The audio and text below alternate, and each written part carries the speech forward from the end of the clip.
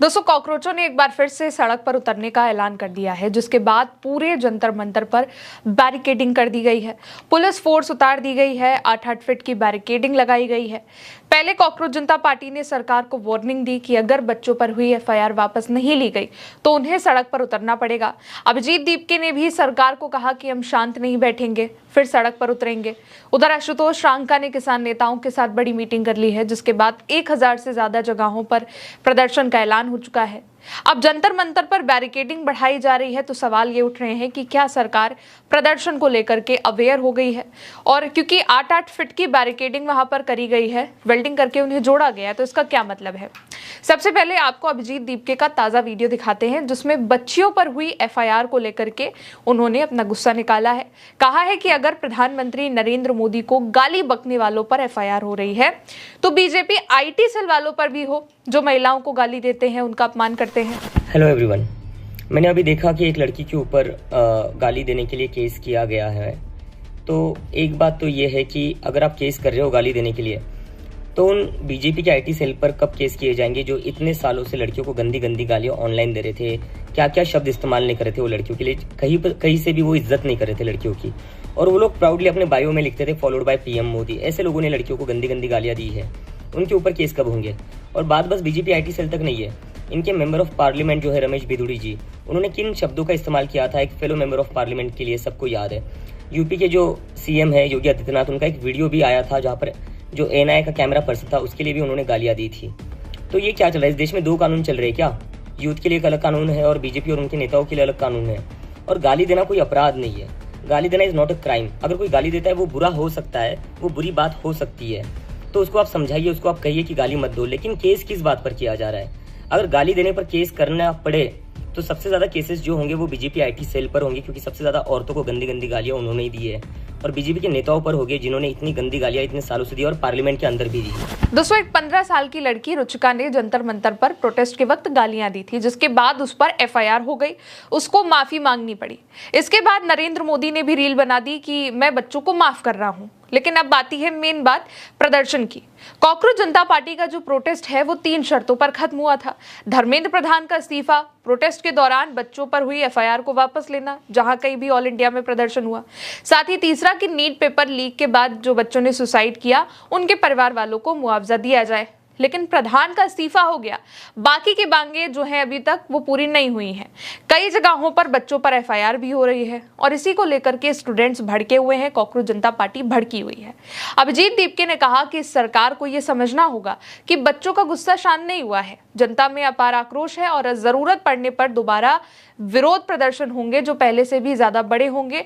अगर सरकार बच्चों को परेशान करेगी तो हम फिर से सड़क पर उतरेंगे। स्टूडेंट्स को ऐसे ही परेशान करते रहेंगे तो हम फिर से आंदोलन करेंगे। यही नहीं, आज से 4 दिन पहले क्रांतिकारी युवा संगठन के कई जो स्टूडेंट्स हैं, युवा संगठन हैं, वो एक साथ मिलकर के जंतर मंतर पर प्रोटेस्ट करने भी पहुंचे।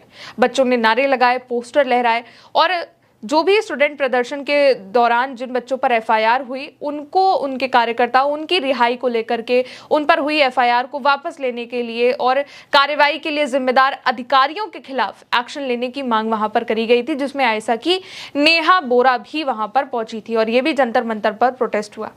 यहां तक कि कॉकरोच जनता पार्टी ने मंगलवार को किसान नेता राकेश टिकैत के साथ एक बड़ी मीटिंग करी। यहां पर राकेश टिकैत से मुलाकात करने वालों में कॉकरोच जनता पार्टी के स्पोक पर्सन आशुतोष रांका भी मौजूद थे और उन्होंने कहा कि हमें उम्मीद है कि बच्चे, युवा और किसान नरेंद्र मोदी के नेतृत्व वाली सरकार को चारों ओर से घेर लेंगे। और अब इन सब के बाद जंतर मंतर पर वेल्डिंग शुरू हो गई है।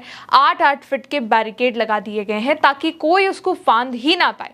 हमारी साथी ज्योति वहां पर पहुंची, ग्राउंड पर उन्होंने क्या देखा है, क्या दिखाया है, एक बार उनकी इस रिपोर्ट को देखें। दिखाइए कैमरामैन।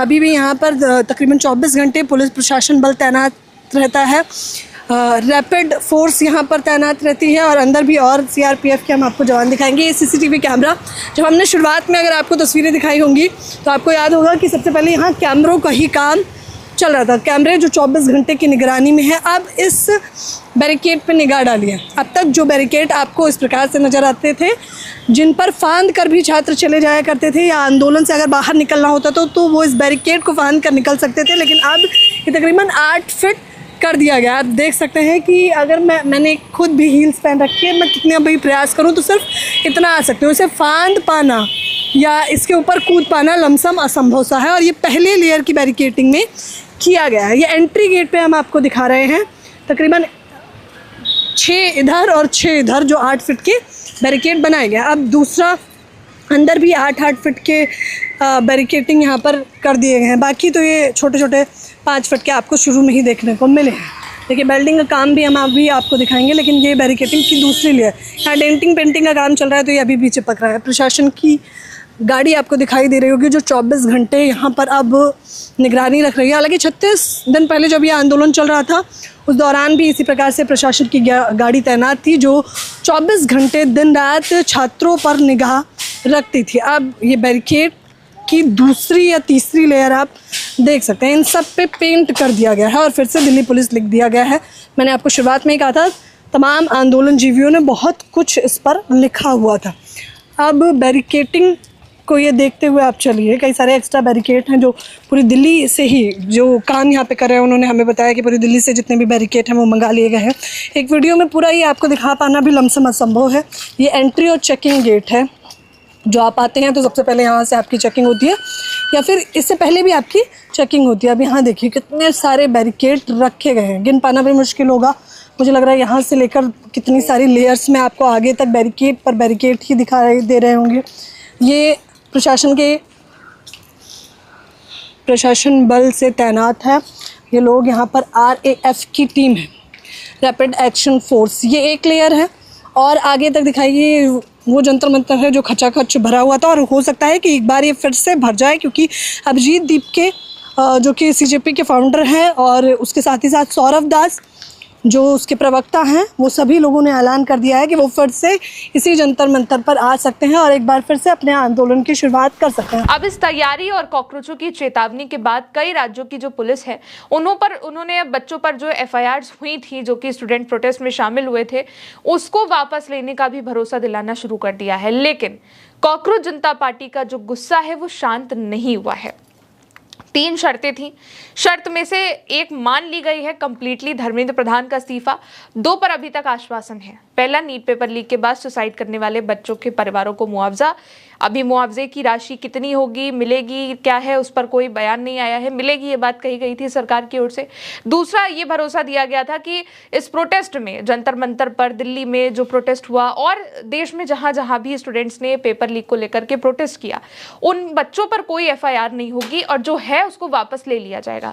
लेकिन इसके बावजूद कई जगहों पर FIR हो रही है, जैसे कि जिस बच्ची ने गाली बकी उस पर FIR हुई और इसी को लेकर के कॉकरोच जनता पार्टी भड़की हुई है। अभिजीत दीपके ने अब तक कई इंटरव्यू किए हैं, उन्होंने भी इसमें यही बात बोली है कि अगर सरकार अपना वादा पूरा नहीं करती है तो हम फिर से सड़क पर उतरेंगे, प्रदर्शन करेंगे, जिसके बाद जंतर मंतर पर पूरे दिल्ली से बैरिकेड ला करके लगा दिए गए हैं। फिलहाल आगे के जो भी अपडेट होंगे आप तक पहुंचाते रहेंगे। देखते रहिए उल्टा चश्मा UC। नमस्ते।